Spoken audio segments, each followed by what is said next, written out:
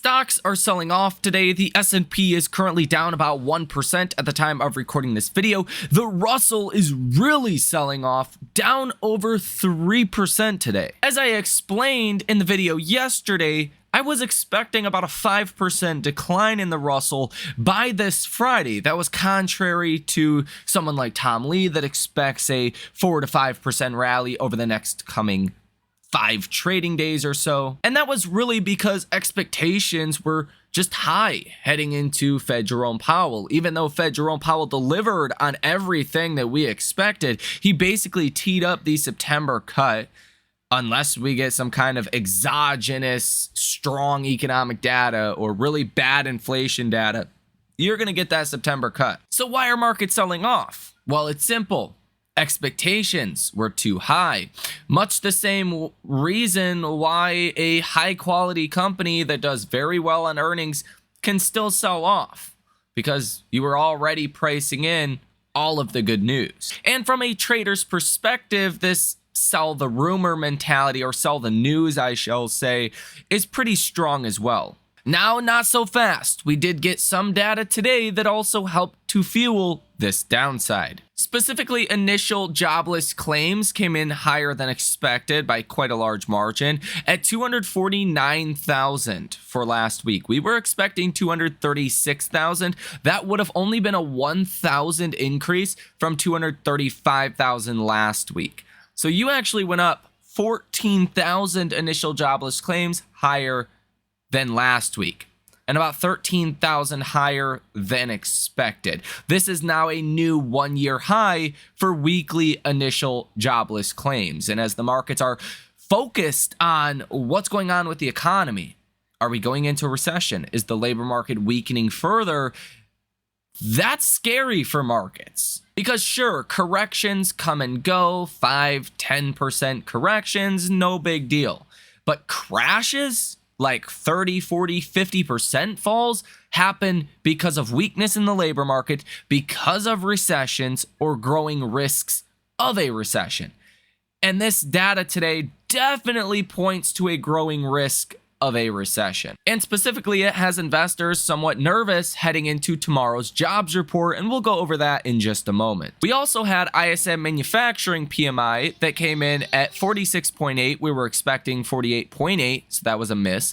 ISM manufacturing employment that plummeted down to 43.4. You were expecting 49, which again, heading into tomorrow's jobs report, manufacturing employment falling like that, not exactly great. ISM manufacturing new orders came in at 47.4. You were expecting 49, so that was also a miss.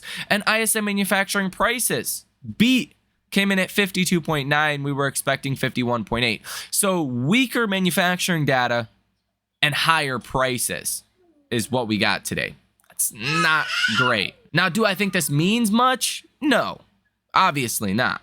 I mean, this is like the least impactful data that we get this week, but it's data that is not telling a good story. Now, tomorrow's non-farm payrolls report, we're expecting 175,000 job ads based on some of the data that we have gotten this week. It wouldn't surprise me if that number actually comes in a little bit lighter than that, potentially as low as 150. Now, anything lower than 130 is probably going to be seen as really bad, because then you're seeing some substantial weakening in the labor market. Anything higher than 200 plus thousand could be seen as bad news, although I think with the markets worried about a potential recession, or at least recession fears growing, anything good is going to probably be seen as good news, because as Powell said yesterday, the labor market is not where the inflation is coming from. So theoretically, we do not need to see a weakening labor market. Jerome Powell also specifically said yesterday that he doesn't want to see any further weakening in the labor market.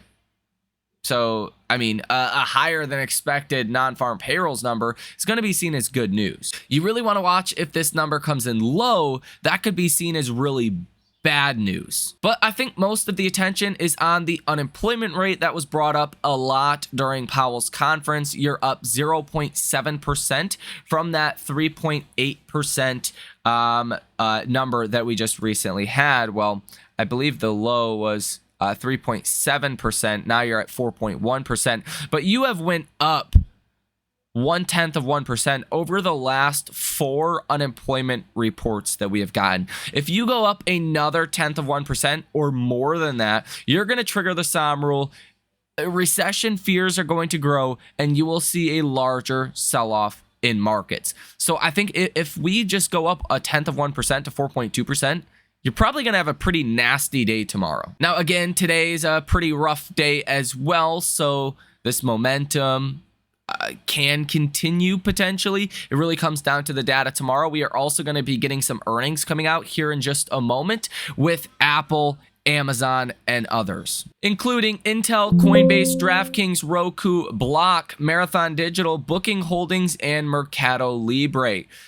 Amazon and Apple are obviously the big dogs, the most important ones. And I have to say, expectations are high heading into these numbers from Amazon's AWS and from Apple's integration of AI into iPhones. Is that going to sell more iPhones? I'm not convinced of that. I don't think people really care about AI in their phones. Siri, I think, is to the largest extent people use, AI in iPhones today. So I'm not convinced that Apple's latest rally will be justified on Apple's earnings.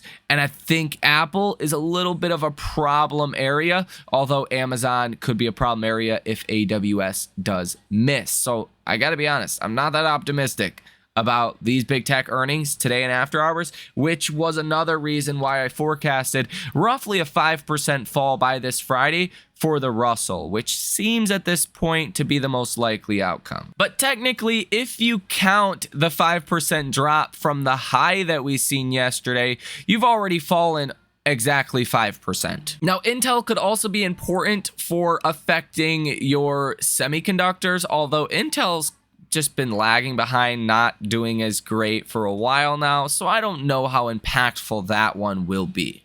But really, the biggest thing is that unemployment rate tomorrow.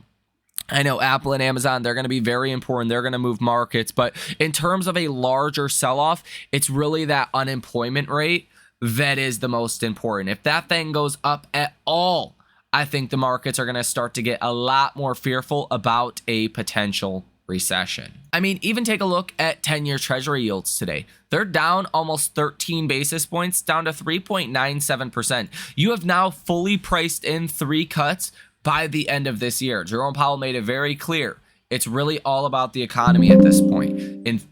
Obviously, inflation as well, but minus any large inflation spikes, which looks unlikely at this point due to the broad disinflation, as Powell says, that we are seeing. It's really about the economy. If the economy stays strong and inflation comes in a little bit hotter than expected, Jerome Powell said yesterday, we could have 0 cuts this year. If the economy weakens, we could have several cuts this year. And judging off of that and what the markets are pricing in, the markets are saying the economy could weaken further from here. And let me tell you right now, the last thing you want if you are a long-only investor, if you are not hedging your portfolio, if you do not have a lot of cash on the sidelines, is a bad unemployment rate tomorrow. That's going to mean a larger, just broad-based sell-off. Now, take a listen to what Jeffrey Gundlach said on CNBC just yesterday. He always speaks after the Fed. He is seen as a very respected, long-time bond trader, specifically well known for his moves in the bond market. And he says, quote, there's a lot of room for the Fed to cut short-term interest rates. He also believes when we look back in history, we're going to look back and say we were in a recession by September of this year. So, I mean, if you're under that same assumption, cash is king right now and you want to be accumulating as much cash as you possibly can. And we still have Jeffrey Gundlach, obviously, with us. And Jeffrey, I hope you'll oblige us here. You know, Steve has what I think is a good question for you as you talk about the yield curve still being inverted. Steve, you want to ask Jeffrey what I know is on your mind? Well, the reason why it's on my mind, because I just talked about this idea, Jeff, which I'm sure is on your mind, this idea of steady rate cuts on the short end. Jeff, how does the curve, or does the curve, disinvert in that process? Well, I think short rates fall. 2-year Treasury rates fall, 3-year Treasury rates fall, 5-year Treasury rates fall. And the further you go out the curve, the less they're going to fall. I thought Steve's question to Jay was really good. It actually jogged my thinking about how much room he has to cut, because Steve asked, is it one cut or is it a normalization process? And I don't know if Jay kept that question in his mind as he continued after Steve's question, but he seemed to, if I try to read the tea leaves, it seems to me that Jay Powell's answer was normalizing. I think he knows that the path of inflation is likely lower in the near term. One thing that he did speak to was the seasonality of inflation, and I think that's a bigger point than most people appreciate. The first quarter, even though these numbers are seasonally adjusted, and Jay pointed that out, even though they're seasonally adjusted, there's this bizarre pattern that is quite strongly in place for multiple years, that the first quarter comes out hot, and then the second half of the year comes out cool.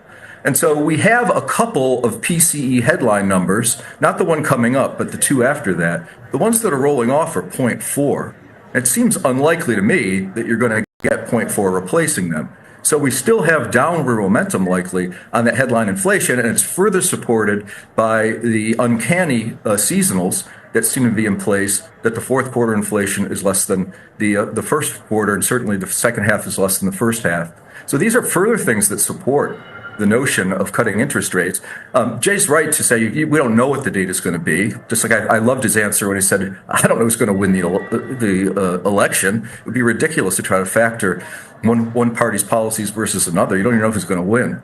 But I do think that these things, the seasonality of inflation is important and will be further supportive of the Fed cutting rates. I expect the Fed is going to cut rates in line with what the market is predicting. And if I had to take an under and over, I would think the Fed's going to cut rates more than the market thinks over the next. I think we have 150 basis points of cuts coming, but certainly by a year from now. It's interesting that the Fed hasn't touched the Fed funds rate over the past year, and markets since the last Fed meeting are virtually unchanged. There's almost no changes anywhere. So the market seems to have settled in and is waiting for the cutting cycle to begin, and I think they're going to get rewarded with that. Interesting. Steve Leisman, thank you, as always, of course, for joining us after leaving the room with the Fed chair. So, Jeffrey, you've been pretty explicit as well in calling for a recession. Every time we've been speaking and having these conversations, the Fed chair today, as you alluded to earlier, said he thinks we're well positioned. He likes where we are. The chances of a hard landing, he said, quote, I think they're low. Has your own view changed? No, I have the same view. I think when we look back at what today, and it'll be history when we look back at it a couple of years from now, I kind of believe that we will say that we were in a recession in September of 2024. Interesting. Because, he still thinks that the economy, obviously, is doing pretty well. Yes, there are some spots of weakness, said the Fed chair, but overall is good. You take issue with that, too, based on what you've been hearing from CEOs about the consumer? I think it has to do with a lot of anecdotal evidence and a lot of if you just don't look at one data point, like the establishment unemployment rate survey, there's a lot of things around that are not nearly as encouraging. I talked about the quits rate is way down. Even leisure and hospitality, the unemployment rate is rising. Unemployment claims are rising. The full-time employment is being supplemented by part-time employment. Some people are working a full-time job and a part-time job. They're counted as two jobs, but that's just one person who's trying to keep their head above the inflation waters. So I don't know. I just feel that I hear a lot of people anecdotally that talk about, I lost my job, I can't find a new one. One guy, I don't know, they're just anecdotes, but I was working in the same industry for 10 years, and my company had to close down. I lost my job, and I'm applying every week, sometimes 2 jobs a week, and nobody hires me. I can't get a job. That's starting to happen. So employment is a lagging indicator. Everybody knows that. But the trend in employment has already changed for the worse.